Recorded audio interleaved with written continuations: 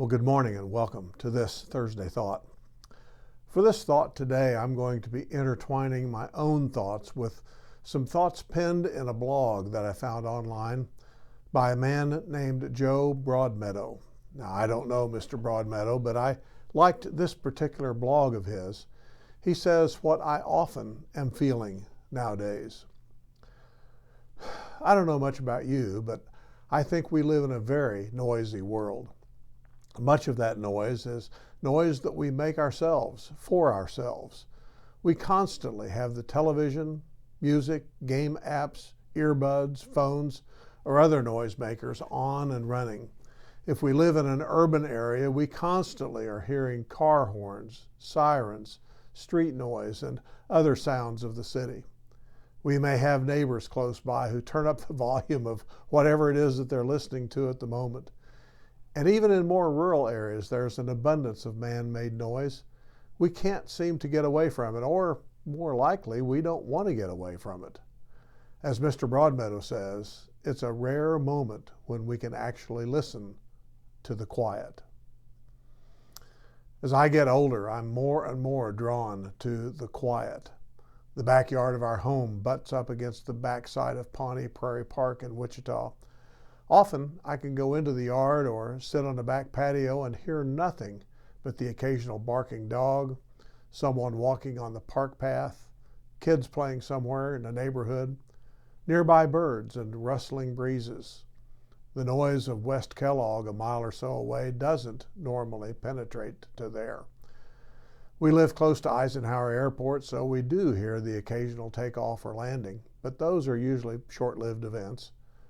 We might occasionally hear a far-off siren, and sometimes we can even hear a train in the far distance.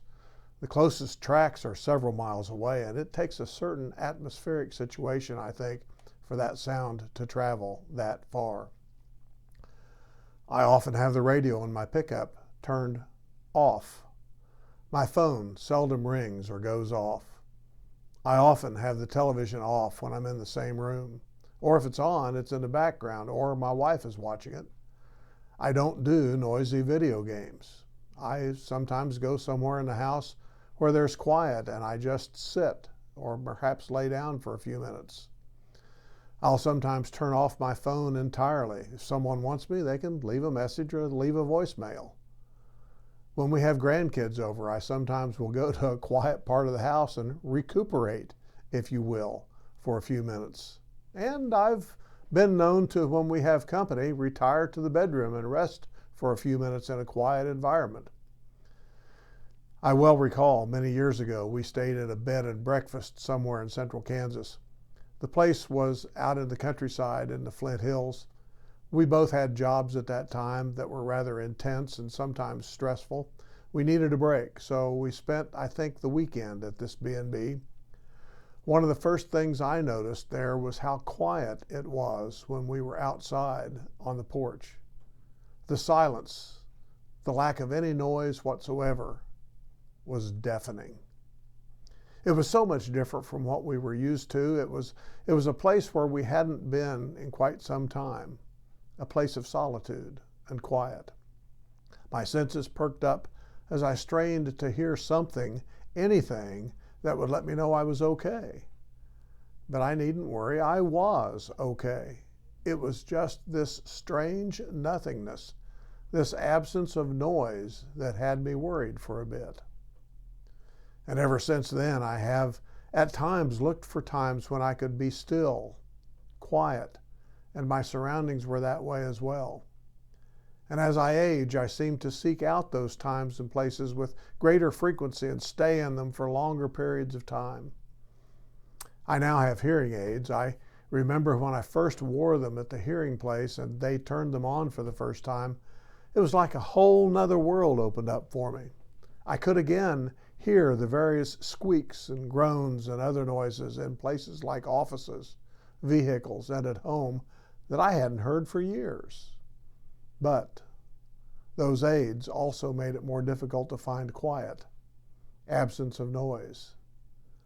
So instead, I learned to listen to the sounds of the quiet.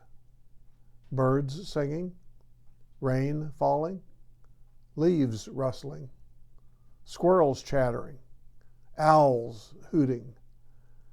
It's not quite the quiet of not being able to hear anything, but it is the quiet, I believe, that we were always meant to hear and enjoy. Well, I'll end this thought with a quote from Mr. Broadmeadow, who says this about hearing the quiet, and I quote here: "Taking a moment's pause to walk in a snowstorm anywhere away from the noisy cacophony of the world, one can actually hear the quiet. It may be hard to imagine in a city or even a small town surrounded by modern society's mechanism that one can hear the snow fall in a quiet forest. But you can, and it will be magical. To hear snow falling, it has to be quiet. And to hear quiet, one must listen for it. Shh. Listen to the quiet." Blessings.